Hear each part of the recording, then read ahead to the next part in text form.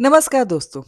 जब कभी हमारे जीवन में अचानक से परेशानियां बढ़ने लगती हैं, घर का माहौल भारी सा महसूस होने लगता है या मन कभी अचानक से अशांत होने लगता है, तो हम अक्सर समझ नहीं पाते कि आखिर ऐसा क्यों हो रहा है।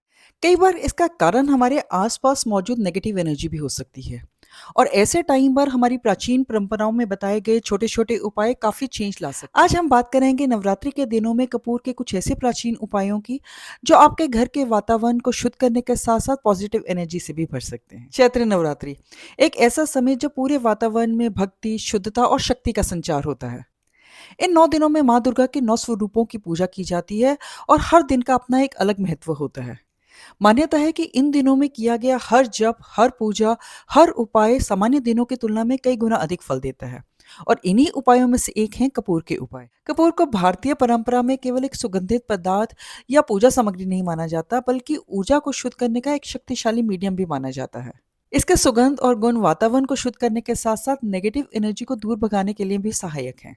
जब कपूर जलता है तो वह पूरी तरह जलकर समाप्त हो जाता है, जो यह दर्शाता है कि अहंकार और नेगेटिव एनर्जी को भी इसी तरह समाप्त कर देना चाहिए। नवरात्रि के दौरान किया जाने वाला सबसे प्रभावशाली उपाय है लौंग और कपूर का संयोजन।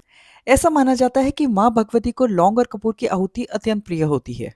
जब आप हवन करते हैं और उसमें 48 लौंग और 6 कपूर अर्पित करते हैं, तो सिर्फ यह एक क्रिया नहीं होती, बल्कि ऊर्जा शुद्धिकरण की एक प्रक्रिया होती है।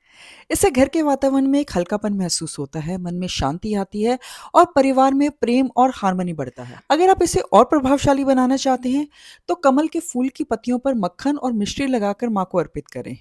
यह उपाय सुख और समृद्धि बढ़ाने में सहायक है। जीवन में कई बार हम ऐसी स्थिति में आ जाते हैं जहाँ पूरी मेहनत करने के बाद भी सफलता नहीं मिलती, अड़चनें आती रहती हैं, आत्मविश्वास की कमी होने लगती है। ऐसे समय में नवरात्रि के दौरान किया गया एक छोटा-सा कपूर का उपाय आपकी एनर्जी बदल सकता है। पूजा के समय एक दीपक में कपूर और लौंग का जोड़ा रखकर उसे प्रज्वलित करें।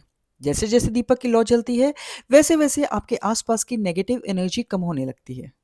शाम के समय कपूर और लौंग को जलाने से एक खास तरह की सुगंध पूरे घर में फैलती है, जो आपके मन को अपलिफ्ट करती है और नेगेटिव एनर्जी को कम करती है।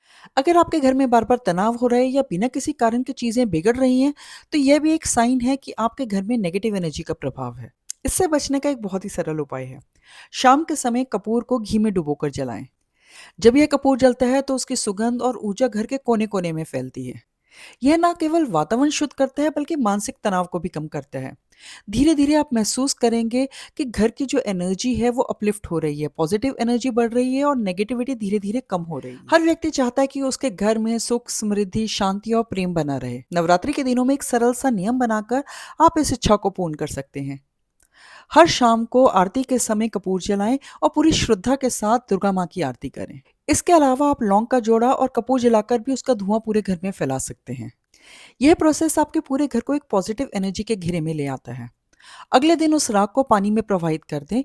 यह सिग्निफाई करता है कि आप नेगेटिविटी को अपने घर से विदा कर रहे हैं। दोस्तों, ये सभी उपाय सरल ज़रूर हैं, लेकिन इनका इफ़ेक्ट बहुत गहरा होता है। ज़रूरी ये है कि आप पूरी श्रद्धा, पूरी शांति और पॉज़िटिव इंटेंशन के साथ इन उपायों को करें। क्योंकि सच्ची शक्ति केवल उपायों में नहीं, बल्कि आपकी भावना, आपके इंटेंशंस में होती है। तो आज के लिए बस इतना ही। अगर वीडियो यूज़फुल लगा हो तो लाइक, कमेंट और शेयर करें। ऐसे और अधिक वीडियोज़ देखने के लिए मेरे चैनल को सब्सक्राइब करना मत भूलें। जल्दी ही एक नई वीडियो के साथ आपसे फिर मिलूँगी। शुक्रिया।